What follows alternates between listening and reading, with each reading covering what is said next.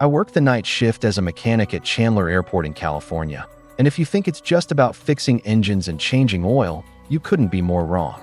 Pause. Out here, the runways stretch like black rivers into the desert, and the air smells of kerosene and static, like the atmosphere is always charged with something waiting to spark. The hangars are never truly empty, even when they look it. I've heard footsteps echo on the catwalks when I knew damn well I was alone, seen shadows crawl across the fuselage of planes when there was nothing to cast them. And then there are the rules, strange, specific, and impossible to ignore. Rule number 3 says, if you hear knocking inside a plane you're working on, don't open the hatch. Don't even look at it. Walk away and keep your back turned until it stops. Slow, tense tone. Last week, I broke that rule.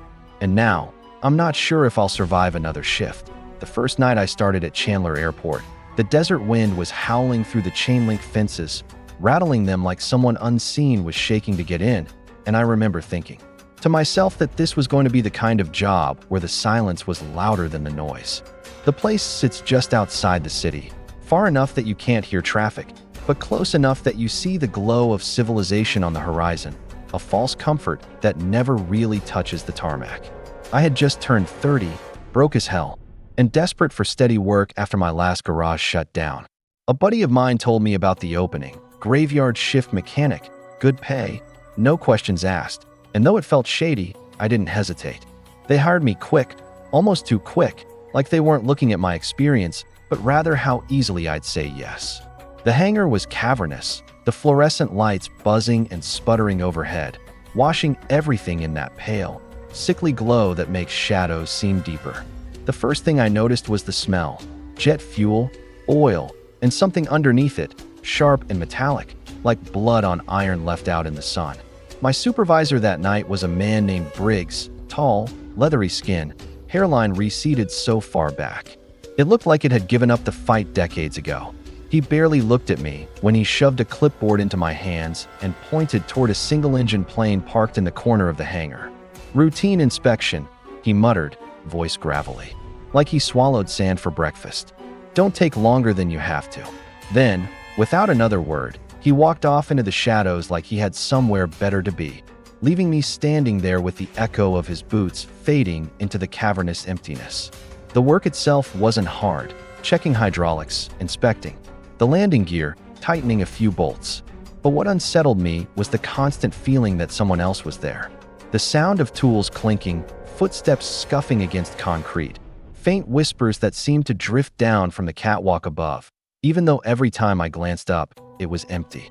Around midnight, I stepped outside for a smoke, the desert air, dry and cold, stars burning sharp against the ink-black sky. That's when I saw it, the figure standing at the far end of the runway. Too far to make out details, just a silhouette against the floodlights. My first thought was security, but then I realized he wasn't moving.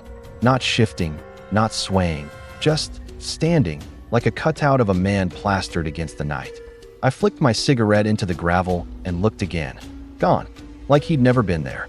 My gut twisted, and I forced myself back inside. That was my first taste of Chandler Airport's night shift, and though I didn't know it then, it was just the beginning of the things I'd come to dread. Over the next week, little things started piling up. A wrench would roll across the floor on its own, even on flat ground. The radio in the break room crackled with voices that weren't on any station, whispering in languages I couldn't recognize.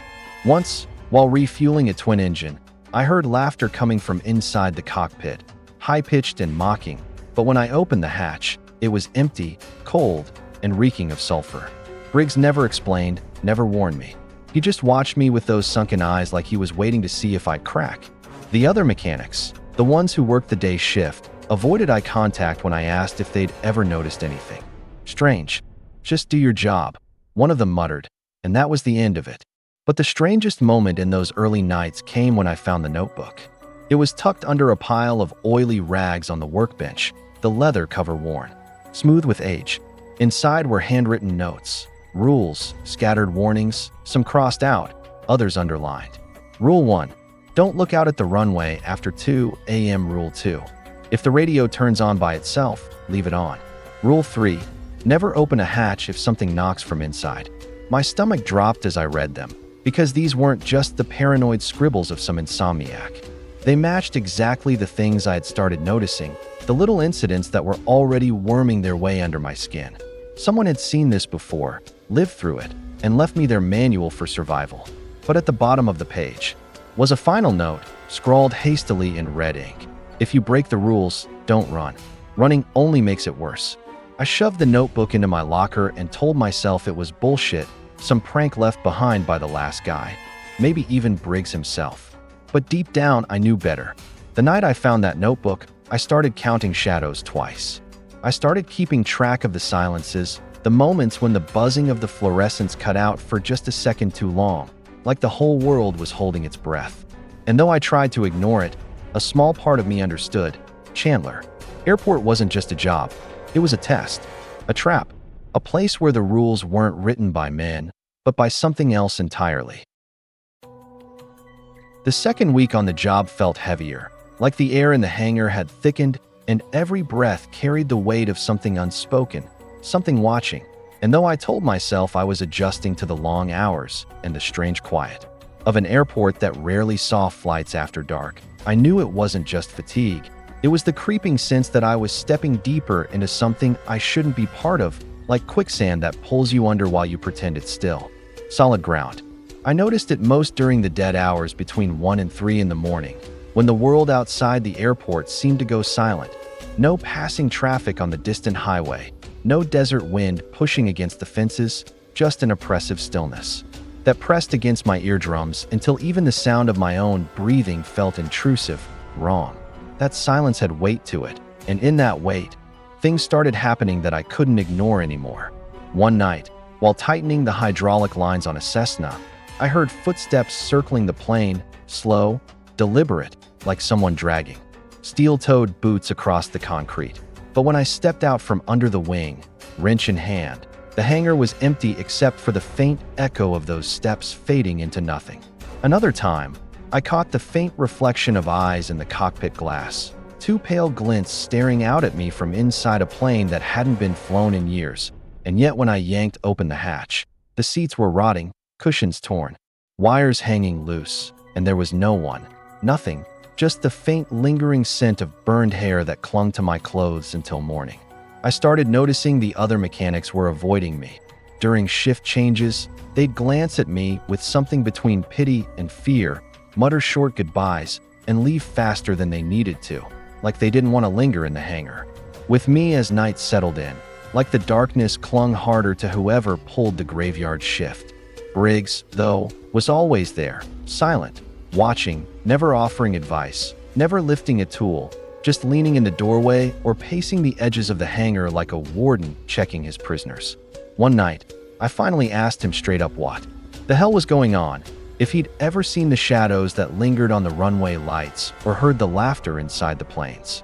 He just looked at me, eyes bloodshot, jaw twitching like he was chewing something invisible, and muttered, "If you don't want to know, don't ask. If you want to last, keep your head down." Then he walked away, leaving me with more questions and a gutful of dread. The notebook weighed heavy in my locker, and I found myself pulling it out between jobs, scanning the half-legible scrawl for any clue, any hint that could explain what I was seeing. But all it did was confirm that I wasn't imagining it. One night, a radio in the corner of the hangar flicked on by itself, static hissing through the speaker before a woman's voice whispered, faint but clear, "You shouldn't be here." My chest tightened, every instinct screaming to turn it off, but I remembered the note. If the radio turns on by itself, leave it on. So I backed away, eyes locked on that black plastic box, heart hammering until the static faded and the voice dissolved into silence, leaving me sweating and shaking like I'd just outrun death. But the worst moment came at 2:17 a.m. 3 nights later, when I stepped outside to check the fuel pumps and saw them again. Figures lined along the far edge of the runway. Not one this time, but many, a dozen at least, standing perfectly still, under the faint glow of the runway lights, their shapes too dark, too solid, like shadows given bones. I froze, the desert air burning cold in my lungs, every hair on my body standing on end, and as I stared, one of them lifted its arm, a slow, deliberate motion, and pointed directly at me. My knees almost gave out, but I forced myself back inside, slamming the hangar door shut, chest heaving. When I glanced back through the dirty glass window, the runway was empty, not a trace of movement, just the endless stretch of tarmac dissolving into the night. I didn't tell Briggs, didn't tell anyone, because deep down I knew there were things in this place that weren't meant to be explained, weren't meant to be acknowledged, and speaking them aloud might only make them stronger. Still, I couldn't stop thinking about that notebook, the scrawled rules, the warnings left behind by whoever came before me, and I started to realize that what I'd seen so far wasn't random. It was a pattern, a system, like the airport itself was governed by laws that had nothing to do with physics or reason, and the rules weren't suggestions. They were the only thing keeping me alive. And as much as I tried to bury that thought, a deeper fear took root in me. If there were rules, there were consequences, and sooner or later, I was going to break one.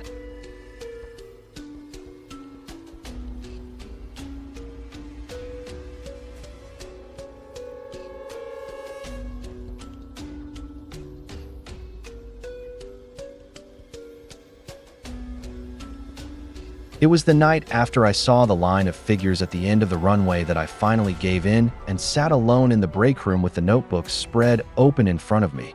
The hum of the vending machine, the only sound keeping me tethered to normalcy as my eyes traced the jagged handwriting left by someone who had clearly lived through nights like mine. Maybe worse, maybe not survived at all. And though every instinct told me to slam it shut and toss it into the nearest trash bin, my curiosity, or maybe my desperation, kept me turning the pages, because if there were rules to this place, then knowing them was the only chance I had of making it through to morning. The rules weren't written neatly in order. They were scattered across pages, repeated in places, sometimes scratched out, sometimes rewritten with more urgency. But by piecing them together, I managed to form the complete list, and as I read them under the flickering fluorescent lights, I realized these weren't rules made by management. These were commandments etched in fear, carved from survival, and every single one dripped with consequence. Rule 1. Never look out at the runway. After 2 a.m., the note beneath it read, "They notice when you notice them. Once they know you're watching, they'll never stop." My throat tightened because I had already broken this one, already seen them standing in the floodlight haze pointing at me, and though nothing had happened yet, I felt the invisible noose tighten around my neck. The dread of punishment not immediate, but inevitable. Rule 2. If the radio turns on by itself, leave it on. The scrawl below was frantic. It's not static. It's a warning. Turning it off means you don't want to hear, and then you won't just hear, you'll see. My stomach turned because I'd done this one right, purely by accident, by clinging to that one line I'd read before, and I wondered what would have happened if I'd panicked, if I'd silenced that voice whispering from the static. Rule 3. If you hear knocking inside a plane, don't open the hatch. Don't even touch it. Just back away and keep your back turned until it stops. The margin note was smeared, as though written in a hurry. They'll try to sound human. They'll beg. They're not. I swallowed hard, remembering how often I worked on empty aircraft in the dead of night, how thin the metal walls were, how easily something could be hiding inside without me ever knowing. Rule 4. Never, under any circumstances, follow Briggs if he leaves the hangar after 1 a.m. The handwriting here was shakier, uncertain. It's not him anymore. It wears his face, but it isn't him. If you follow, you won't come back. I froze reading that one, because I'd seen Briggs leave the hangar plenty of times, silent, shadows stretching long under the lights, and I always assumed he was just heading for a smoke break or some other business. But now I wondered if the man I saw pacing the grounds in the small hours was even Briggs at all. Rule 5. If you find a tool on the floor that you don't remember dropping, don't touch it. The note was blunt. It's not yours. It's theirs. Touch it, and they'll know your name. That one sent a chill down my spine because I'd already picked up a wrench a few nights back that I swore wasn't mine, brushed it off as forgetfulness, and tucked it back into my kit.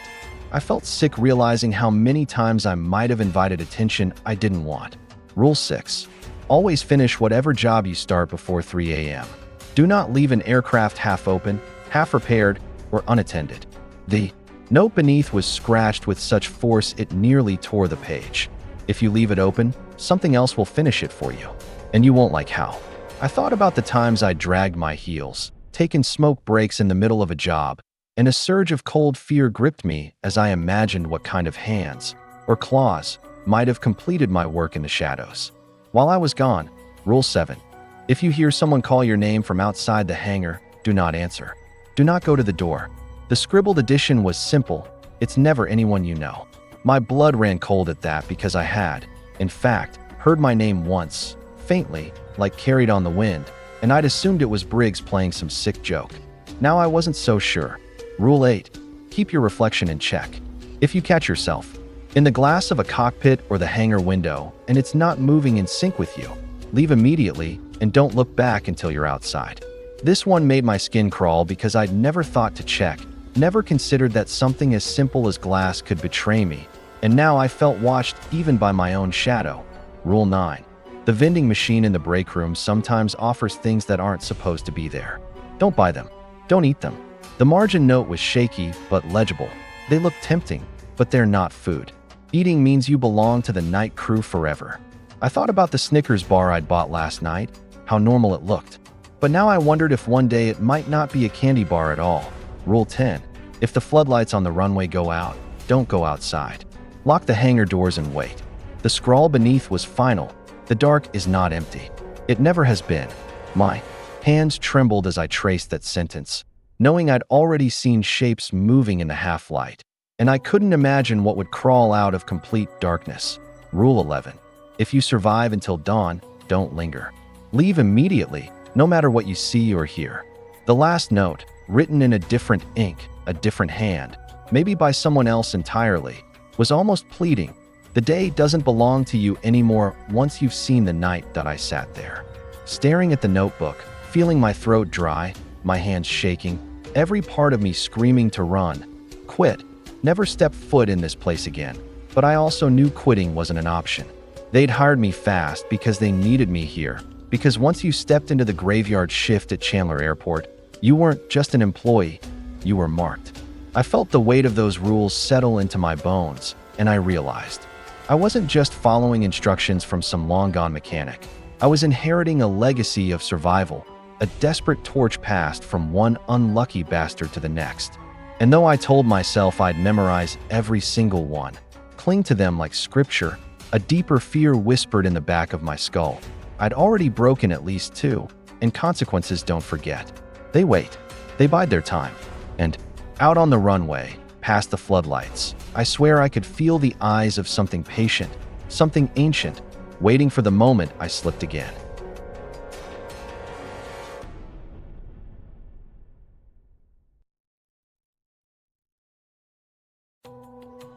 The first real breach happened on a night that started out so ordinary it almost lulled me into thinking maybe the rules were just the paranoid ramblings of whoever wrote them.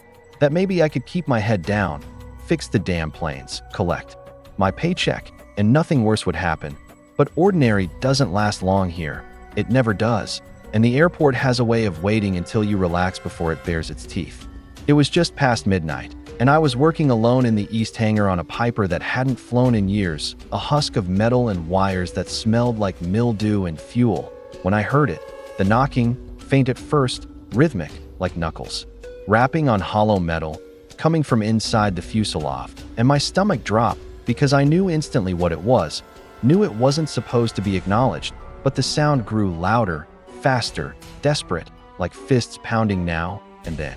A voice, muffled but clear, a man's voice crying out, "Hey, help me, please, I'm stuck in here." My whole body froze, wrench slipping from my hand and clattering against the concrete, the sound echoing too loud in the empty hangar. And for a moment, I was on the edge of breaking, of reaching out to unseal the hatch because the voice sounded so human, so terrified, but deep down I knew better, remembered the scrawl in the notebook. They'll try to sound human. They'll beg. They're not. So I backed away, eyes locked on the fuselage, every instinct screaming to bolt for the door, but I forced myself to turn, to keep my back to it, to walk away slow, deliberate, each step an act of defiance against whatever was inside, and behind me the pounding grew violent, shaking the metal shell until I thought the whole plane might collapse, the voice screaming now, "Don't leave me in here. Don't you fucking leave me." Pause. I clenched my jaw, fists balled at my sides, and I walked out of the hangar.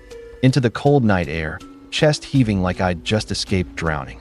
The pounding stopped the instant I crossed the threshold. Silence, as if nothing had ever been there. But when I returned hours later, the hatch was open. Wide open. No sign of force, no sign of tools, just open. And inside, the seats were shredded, foam guts spilling out like something with claws had torn through them. That was the first time I truly understood the rules weren't warnings of if. They were warnings of when. The second breach wasn't mine, but I saw it happen, and it made me realize how quickly the consequences strike when the rules aren't followed. Briggs had disappeared into the night again, slipping through the hangar doors after 1 a.m., and I remembered Rule 4. Never follow Briggs if he leaves the hangar after 1 a.m. So I kept my eyes down, kept working, even as the uneasy feeling gnawed at me that whatever was walking those grounds wasn't the man I'd met. Then, just after 1:30, I heard the sound of boots echoing against concrete, and one of the newer mechanics, a kid named Alvarez who'd been pulled onto the night shift for extra pay, wandered toward the door. "Hey, Briggs," he called, wiping grease from his hands. "You want me to." But the notebook's words were already burning in my brain, and I snapped. "Don't." He stopped, blinking at me, and I tried to think of an excuse, anything that wouldn't sound insane, but he just shook his head and muttered, "Man, whatever," before pushing the door open and stepping into the night. I didn't follow. I couldn't. Instead, I watched through the filthy hangar window as Alvarez jogged to catch up with the figure of Briggs, who was walking slow across the tarmac. Except it wasn't right. The stride was too stiff, too deliberate, arms swinging in a jerky rhythm like a puppet on strings. Alvarez called out again, and the figure stopped. Slowly, unnaturally, it turned its head, too far, almost a full rotation. And even from the distance I knew that wasn't Briggs, not anymore. Alvarez froze, his posture tense, and then the floodlights flickered once, twice, before cutting out completely. The runway plunged into darkness, and though I pressed my face to the glass, I saw nothing more. Just the sound, screams that started. Sharp, human, then warped into something high-pitched and guttural before cutting off like a switch had been thrown. When the lights surged back on a minute later, Alvarez was gone. Briggs, or what wore his face, was gone too. The tarmac was empty, not even a drop of blood. When I staggered back to my workbench, hands shaking, I opened the notebook again, needing to see the rule written with my own eyes, and beneath it, in different ink than before, there was a new line. Alvarez didn't listen. He's theirs now. My chest constricted because the notebook had changed, had written itself, or maybe whoever came before had known this would happen. Either way, Alvarez was gone, and I knew I'd witnessed what happens when a rule is broken too openly, too carelessly. Third breach was mine again, though I didn't mean it. It was around 2:40 a.m., and I was inspecting the hydraulics on another single engine when fatigue hit me like a brick wall. I sat down, just for a moment, intending to finish tightening the last bolts after a short break, but exhaustion pulled me under, and when I snapped awake again, the clock on the wall read 3:07. Panic surged through me as I scrambled back to the plane, but it was already too late. The panel I'd left open was sealed shut, rivets gleaming as if freshly installed, the bolts too tight for me to have finished in seconds. My tools were arranged neatly in a line on the floor, but they weren't how I left them. The wrenches were twisted, bent at wrong angles, the screwdriver tips sharpened into points, as though they'd been reshaped by hands not meant for human tools.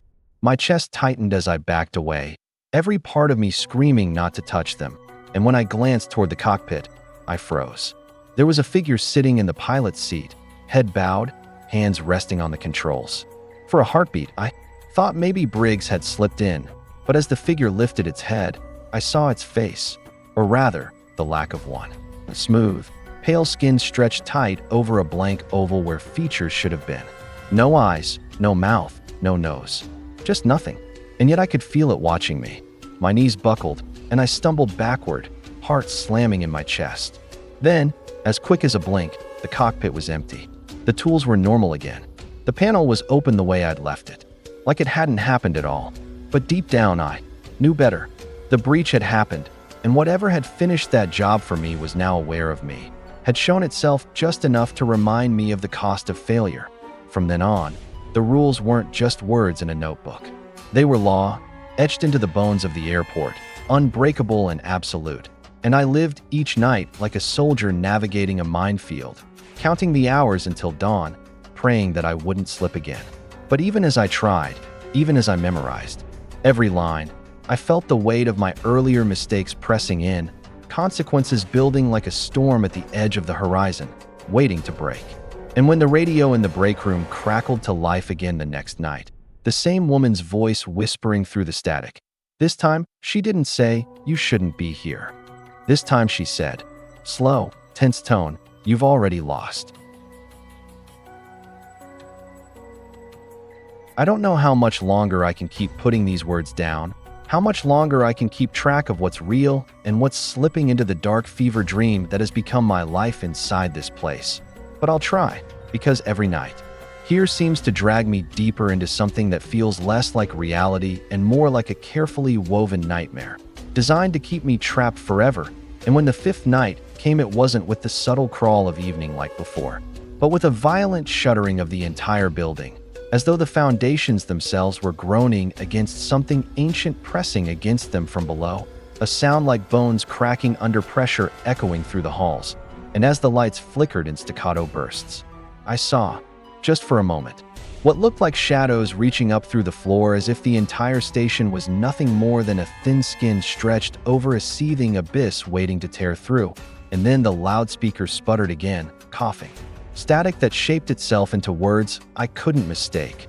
Rule 11. When the clock strikes 3, you are no longer you.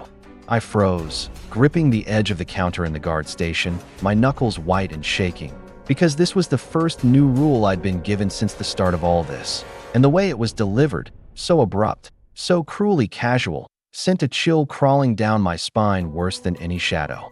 Worse than any figure I'd seen lurking in the far tunnels, because it meant the rules weren't just fixed laws of this cursed place. They were alive, changing, and being rewritten around me, as though the station itself was adapting to me. Like I wasn't a guard keeping watch, but a rat in some impossible maze. And I looked at the clock on the wall, the hands ticking steadily toward midnight, and realized with mounting dread that I had only 3 hours to figure out what the hell that meant before it came true. I tried to distract myself, walking the concourse, flashlight trembling in my grip, my boots echoing hollowly against the cracked tiles, the vending machines hissing like snakes as I passed them, and the glass of the dark ticket booths reflecting. Not me, but warped versions of my face.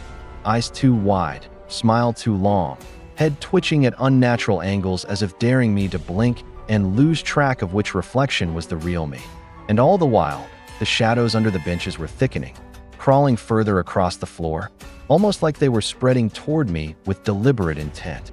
I forced myself down the escalator again, because some part of me thought maybe answers waited in the deeper levels. But as I descended, I heard faint weeping, childlike, echoing, thin and fragile, and when I turned my flashlight toward the sound, I saw a boy sitting alone on the bottom step, dressed in what looked like an old train conductor's uniform 2 sizes too big for him, his cap pulled low over his face, his shoulders shaking with sobs, and for one mad second my heart broke for him, my instinct screaming to comfort him, to help him. But I remembered the rules, how nothing here was what it appeared, how kindness was nothing more than bait in a trap. And I froze, not moving, just watching, until the boy slowly lifted his head, and where his eyes should have been there were only yawning tunnels, black and endless, stretching so deep I swore I saw something moving far, far inside them, like pale worms writhing in a pit. And then his mouth split open in a jagged, inhuman grin that tore across his face too far, his sobbing twisting into a screech that rattled the glass of the display cases around us. And I bolted, running blindly through the station, breath tearing from my throat, until I found myself back at the guard station again, heart hammering, throat raw from breathing.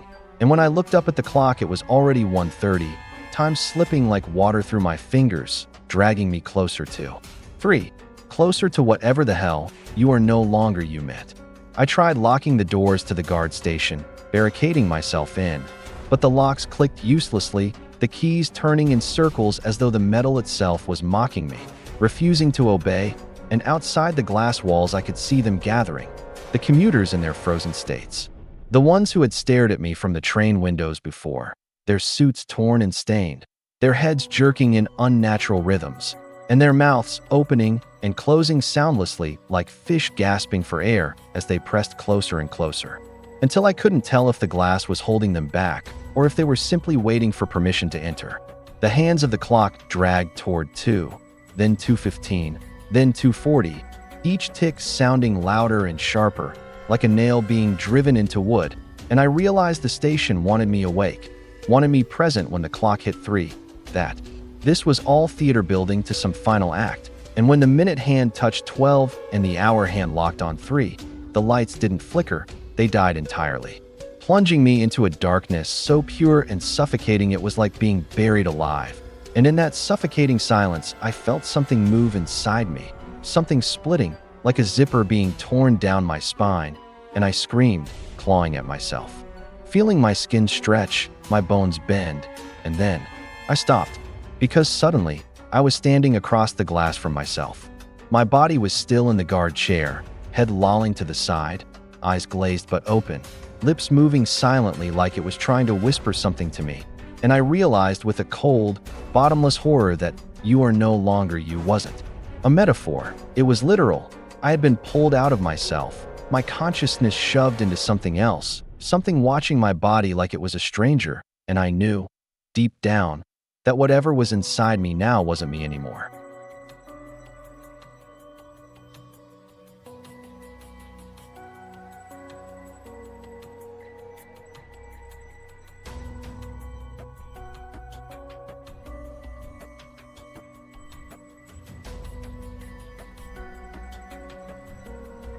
The siren song of the facility never truly ended. It only shifted, taking on a new timbre, as if the walls themselves had grown tired of waiting for me to die and decided to usher me toward my fate with deliberate cruelty. And as I descended further into the tunnels, the ones that Dr. Klein had warned me about in his garbled, half-conscious ramblings before the shadows finally took him, the air grew thicker, denser, almost liquid in the way it pressed against my lungs, and I realized with a sick twist in my stomach that every breath I took felt borrowed, like I was inhaling from a reservoir that was never mine to begin with, and the facility knew it. Each step I took down those concrete corridors echoing far louder than they should, as if unseen observers were mocking me by amplifying the noise, reminding me that no matter how cautious I was, I could never truly escape notice. And I clutched the rule sheet, the damned rules that had led me into this nightmare, as if it was both a shield and a curse, its paper now worn soft and almost translucent from sweat and constant folding. And I wondered if the last line, the one scrawled in handwriting not printed like the others, was meant for me. If you reach the end of the corridors, do not look back, for it will be right there waiting. And the idea that it could be anything, everything, or something I had yet to even comprehend made me want to drop the paper, but I couldn't, I wouldn't, because somehow deep down I knew that the paper itself, fragile as it was the only tether I had left to sanity. And yet the deeper I went, the more that sanity frayed, because the light fixtures overhead didn't just flicker anymore. They bent, warped, the tubes stretching and contorting into rib cages, throats, veins pulsing with some sick parody of life. And in between those pulses I could swear I saw faces, familiar faces, all the ones I had lost. Their mouths open in perpetual screams that were utterly silent, and when I tried to tear my eyes away I couldn't, not entirely, because the corridors themselves seemed to have learned how to guide my gaze, forcing me to notice the shapes they wanted me to see, the horrors they wanted me to absorb. And in that moment I realized the rules were never just about survival. They were about indoctrination, about wearing me down until I became pliant, part of the system, another shade roaming the halls, whispering to the next unlucky fool.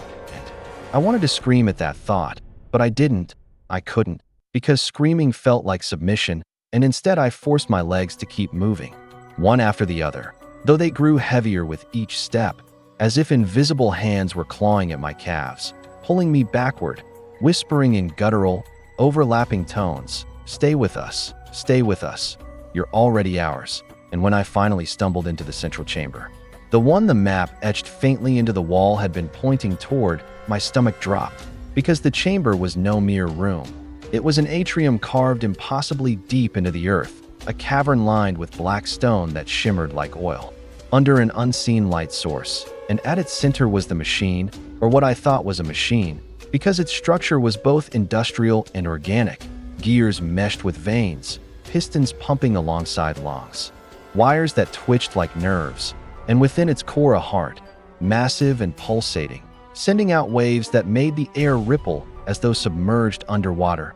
And with every beat, I felt my own heart try to sync with it, like my chest wasn't mine anymore, but an extension of that thing. And all around it were figures, some in lab coats, some in rags, some not even entirely human, their eyes milky white, their hands clasped together as they swayed in rhythm with the machine's throbbing pulse.